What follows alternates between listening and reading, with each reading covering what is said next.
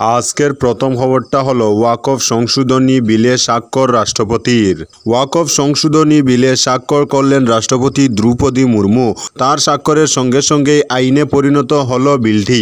বিরোধীদের প্রবল আপত্তি সত্ত্বেও গত বৃহস্পতিবার লোকসভা ও শুক্রবার রাজ্যসভায় পাশ হয় ওয়াকফ সংশোধনী বিল।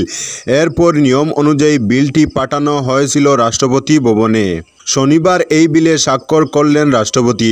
ফলে মাত্র 3 দিনেই আইনে পরিণত হল মোদী সরকারের আনা ওয়াকফ সংশোধনী বিল 2025। গত 2 এপ্রিল লোকসভায় পেশ করা হয়েছিল ওয়াকফ সংশোধনী বিল, যেখানে মধ্যরাত পর্যন্ত চলে বিতর্ক। এরপর বুটাবুটিতে 288 ভোটে পাশ হয়ে যায় বিলটি। বিপক্ষে ভোট পড়ে 232টি। রাজ্যসভাতেও 13 ঘন্টা ধরে বিতর্ক চলার পর বিলের পক্ষে ভোট দেন 128 জন, বিপক্ষে ভোট পড়ে 95টি। উভয় কক্ষে পাশ হওয়ার পর তা পাঠানো হয়েছিল রাষ্ট্রপতির কাছে। দ্রৌপদী মুর্মুও শনিবার অনুমোদন দিয়ে দিলেন বিলে। ফলে পদ্ধতি মেনে আইনে পরিণত হলো বিলটি। এবার সরকারিভাবে বিজ্ঞপ্তি প্রকাশিত হলেই কার্যকর হয়ে যাবে এই আইন। আজকের পরবর্তী খবরটি হলো ওয়াকফ সংশোধনী বিলে বড়সড় ধাক্কা জেডিইউতে। সংসদে পাশ হয়েছিল আগে, এবার সংশোধিত ওয়াকফ বিলে সম্মতি দিলেন রাষ্ট্রপতি দ্রৌপদী মুর্মু। শনিবার এই বিলে রাষ্ট্রপতির সম্মতি মিলেছে বলে মোদী সরকারের পক্ষ থেকে জানানো হয়েছে। তত্ত্বাবিজ্ঞ মহলের মতে রাষ্ট্রপতির সবুজ সংকেত মেলায় ওয়াকফ সংশোধনী বিলের আইনে পরিণত হতে বাধা থাকল না। যদিও ইতিমধ্যেই উল্লেখিত বিল নিয়ে সুপ্রিম কোর্টের দ্বারস্থ হয়েছে কংগ্রেস আপের মতো দল। চলতি বছরের শেষেই বিহারে বিধানসভা ভোট। তার আগে ওয়াকফ বিলে সমর্থনের জেরে বেকায়দায় পড়েছে বিজেপির 2 শরিক দল জেডিইউ ও এলপিজি। একের পর এক সংখ্যালঘু নেতার ইস্তফায় ধাক্কা খেয়েছে মুখ্যমন্ত্রী নীতিশ কুমারের দল জেডিইউ। জোট ধর্ম বজায় রাখতে নীতি বিসর্জন, কিসের স্বার্থে, কেন মুসলিম বিরোধী ওয়াকফ বিল সমর্থন করা হলো? দলের অন্দরেই এমন প্রশ্নের মুখে পড়তে হয়েছে নীতিশ কুমার চিরাগ পাসওয়ানদের। জেডিইউতে রীতিমতো ভাঙন শুরু হয়েছে।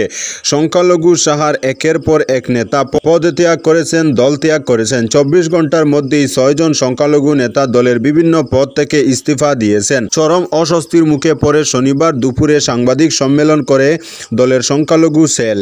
সেখানে আশ্বাস দেওয়া হয় নীতিশ সংখ্যালঘুদের পাশে ছিলেন, আছেন, থাকবেন। ওয়াকফ বিলে মুসলিমদের কোনো ক্ষতিই হবে না, বরং লাভ হবে। কিন্তু একের পর এক সংখ্যালঘু নেতাদের পদত্যাগ ও তাদের অভিযোগ নিয়ে দলের বক্তব্য জানতে চেয়ে প্রশ্নের মুখে পড়েন নেতারা। ফলে মাঝপথে সাংবাদিক সম্মেলন বন্ধ করে দিতে হয় নেতৃত্বকে। অন্যদিকে রাজ্যে আসন্ন ভোটে জেডিইউ বড়সড় ধাক্কা খাবে বলে দাবি করছেন দলের পদত্যাগী নেতারা। তারা বলেছেন মুসলিম ভোট ব্যাংক হারাতে হবে জেডিইউকে। বিজেপির আরও এক শরিক লোক জনশক্তি পার্টি রামবিলাস একই রকম সংকটে। ওয়াকফ বিলের সমর্থন যে দলের সংখ্যালঘু সমর্থকদের ক্ষুব্ধ করেছে তা স্বীকার করে নিয়েছেন স্বয়ং চিরাগ। তিনি বলেছেন, মুসলিম জনতা আমার উপর রাগ করলে সেটা মাথায় পেতে নিলাম। আমার ভুল বুঝবেন না। আমার বাবা যেভাবে আপনাদের পাশে থেকেছেন, আমিও সেইভাবেই আপনাদের সব রকমভাবে সাহায্য করেছি এবং করব। কিন্তু দলের অন্দরেও অসন্তোষের মুখে পড়তে হয়েছে চিরাগকে। বিক্ষুব্ধদের বক্তব্য, বিহারে ভোটের মাত্র কয়েক মাস আগে ওয়াকফ বিল নিয়ে মুসলিম জনতাকে ভালো করে বোঝানোর আগে একতরফা সিদ্ধান্ত নেওয়া ঠিক হলো না। এরই মধ্যে দলের সংখ্যালঘু শাখার জেলা সভাপতি আলী আলম ইস্তফা দিয়েছেন। আজকের পরবর্তী খবরটি হলো ওয়াকফ বিতর্কে নীরব রাহুল গান্ধী, দেখা নেই প্রিয়ঙ্কার, ক্ষুব্ধ মুসলিম সংগঠন। ওয়াকফ বিলের বিরোধিতায় মুখে কুলুপ এঁটে রইলেন রাহুল গান্ধী। এমনকি সংসদে দেখা পাওয়া গেল না গান্ধী পরিবারের আরেক সদস্য প্রিয়ঙ্কা গান্ধীর। এই দুয়ের ভূমিকায় রীতিমতো ক্ষুব্ধ মুসলিম সংগঠন, যার মধ্যে উল্লেখযোগ্য কেরলের বৃহত্তম মুসলিম সংগঠন সমস্ত কেরালা জামিয়াতুল উলেমা। শনিবার সংসদে ওয়াকফ বিল নিয়ে সংসদে বিতর্ক শুরু হয়, কিন্তু বিতর্কের সময় নীরব দর্শকের ভূমিকা পালন করলেন রাহুল গান্ধী। পাশাপাশি এমন এক গুরুত্বপূর্ণ দিনে সংসদে গেরহাজির থাকলেন প্রিয়ঙ্কা গান্ধীও, যেখানে কেন্দ্রীয় স্বরাষ্ট্রমন্ত্রী অমিত শাহ ওয়াকফ বিল নিয়ে সরকার পক্ষের বক্তব্য রাখেন। সেখানে রাহুল গান্ধী চুপ থাকলেন। রাহুলের ভূমিকা নিয়ে উঠেছে একাধিক প্রশ্ন। ওয়াতুল উলেমার মুখপাত্র বলেন, যেভাবে ওয়াকফ নিয়ে আলোচনার সময় প্রিয়াঙ্কা গান্ধী গেরহাজির থাকলেন, রাহুল গান্ধীও একটা কথাও বললেন না। এটা গণতন্ত্রে কালো দাগের মতো। রাহুল তথা গান্ধী পরিবারের এহেন ভূমিকা নিয়ে রাজনৈতিক মহলের ধারণা, বিহার, পশ্চিমবঙ্গ, তামিলনাড়ু, অসম, গুজরাটের মতো রাজ্যে আগামীতে রয়েছে নির্বাচন। সেই নির্বাচনে মুসলিম ভোটের মতো হিন্দু ভোটও যথেষ্ট গুরুত্বপূর্ণ কংগ্রেসের ক্ষেত্রে। তাই ওয়াকফ বিলের বিরোধিতা করে কার্যত নিজেদের মুসলিমপন্থী বলে চিহ্নিত করতে চাননি রাহুল কিংবা গান্ধী পরিবারের কেউই।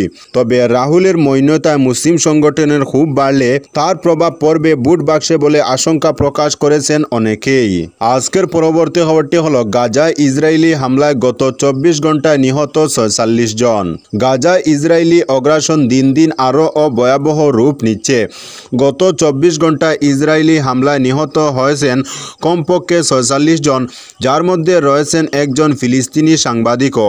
শুধু তাই নয়, হামলার নতুন ভিডিও ফুটেজে দেখা গেছে স্পষ্টভাবে চিহ্নিত অ্যাম্বুলেন্স ও প্রতিফলক বেশ পড়া চিকিৎসা কর্মীদের উপর গুলি চালায় ইসরায়েলি সেনারা, যা বিশ্বব্যাপী ক্ষোভের জন্ম দিয়েছে। অবরুদ্ধ এই ভূখণ্ডে দখলদার ইসরায়েল 1 মাস ধরে চালিয়ে যাচ্ছে অবর্ণনীয় সহিংসতা এবং অবরোধ। খাদ্য, পানি, ঔষধসহ সব ধরনের জরুরি পণ্য প্রবেশে নিষেধাজ্ঞা আরোপ করায় ফিলিস্তিনিরা জীবন মৃত্যুর এক ভয়াবহ সীমানায় দাঁড়িয়ে। সংকট এতটাই গভীর যে মানুষের নিঃশ্বাস নেওয়াটাও যেন দমবন্ধকর হয়ে উঠেছে। শনিবার কাতার ভিত্তিক সংবাদ মাধ্যম আল জাজিরা জানিয়েছে, গত 1 মাসে গাজায় একটি পণ্যবাহী ট্রাকও প্রবেশ করেনি। সাংবাদিক হিন্দ খুদারি সরাসরি দেইর এল বালাহ থেকে জানান, খাদ্য, জ্বালানি, রান্নার গ্যাস, এমনকি ঔষধও আসছে না গাজায়। ফলে হাজারো পরিবার খাবারের সন্ধানে রাস্তায় নামছে।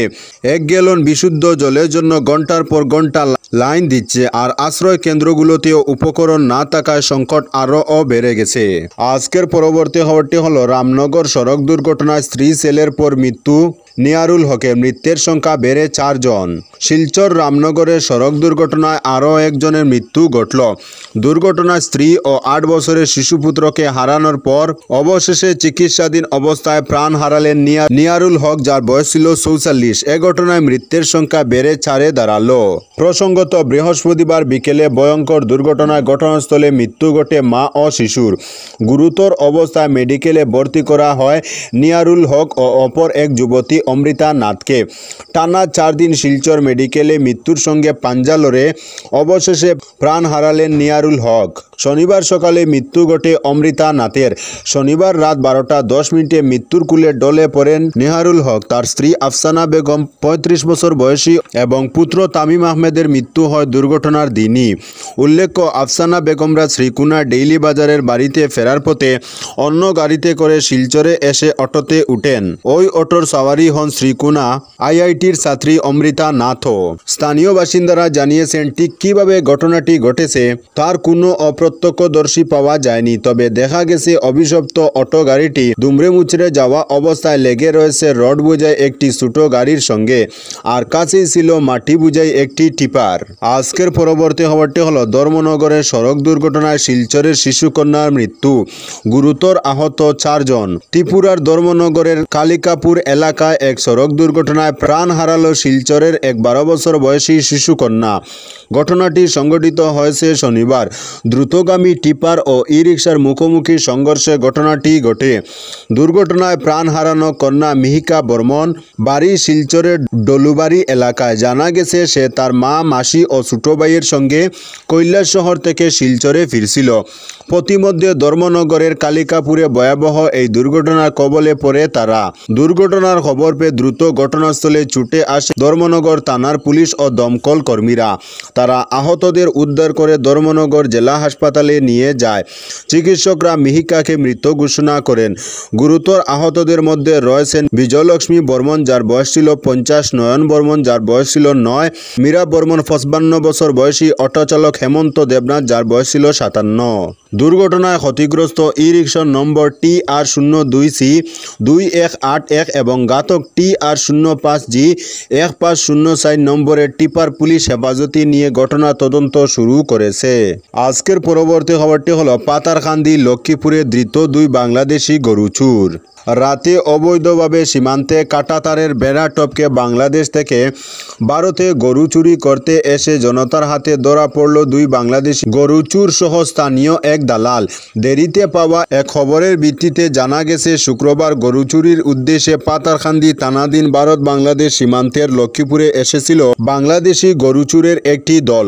অপরিচিত লোকদের দেখে স্থানীয় জনগণের সন্দেহ হয়, এতে তাদের ডাকলে কয়েকদিন মুহূর্তের মধ্যে হাওয়া হয়ে গেলেও অবশেষে ধরা পড়ে 2 বাংলাদেশি গরু চোর সহ দীর্ঘদিন থেকে সাহায্য করে আসা লক্ষ্মীপুর এলাকার এক ব্যক্তিকে।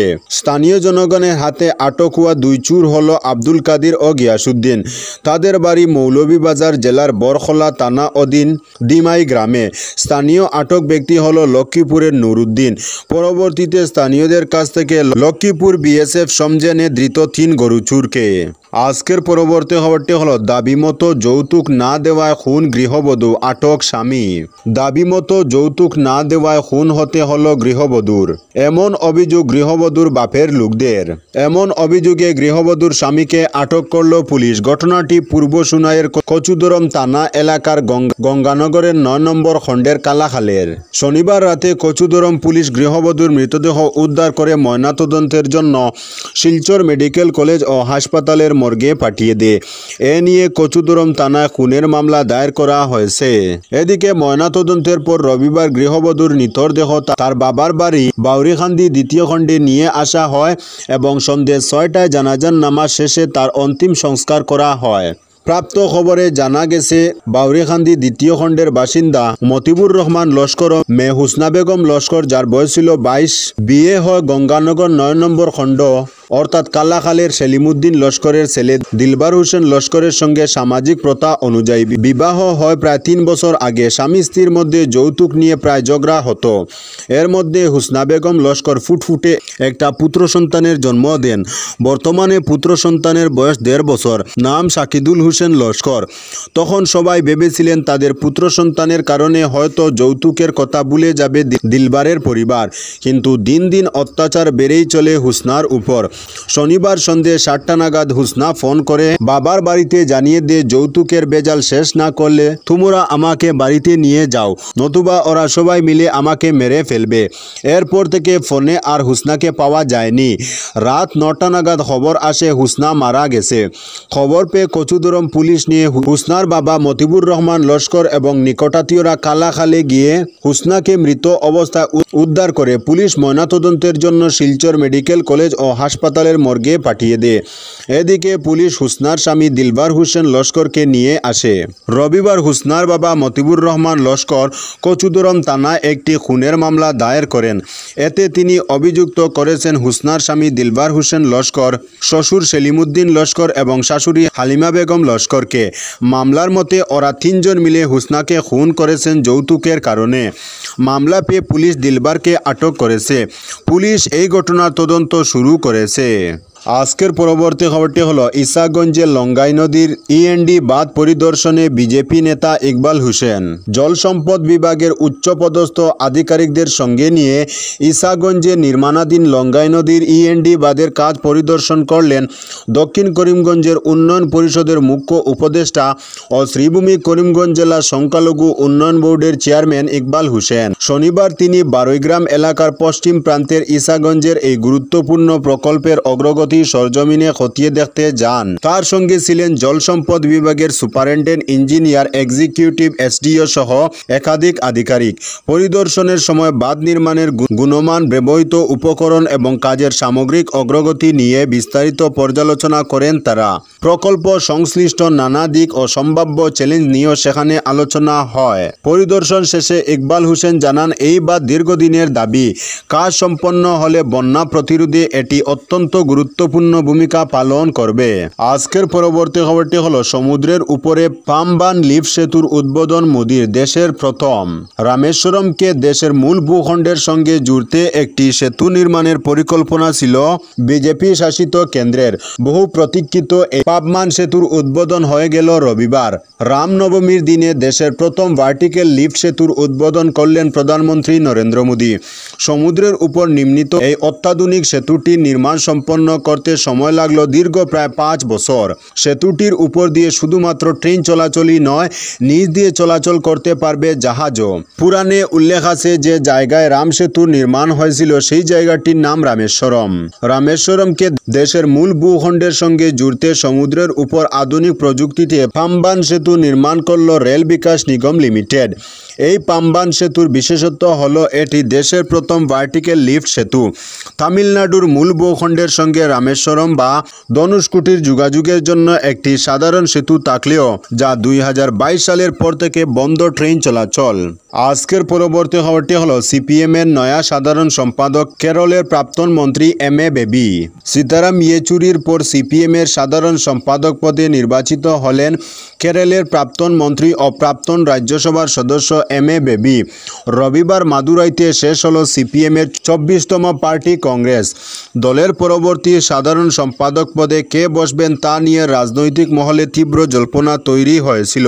পার্টি কংগ্রেস শেষের পর ঘোষণা করা হয়েছে এম.এ. বেবির নাম। সীতারাম ইয়েচুরি প্রয়াত হওয়ার পর এই পদটি ফাঁকাই ছিল। তো বন্ধুরা, আজকের জন্য এতটুকু। পরবর্তী কোনো নতুন ভিডিওতে দেখা হবে, তখন অবধি ধন্যবাদ।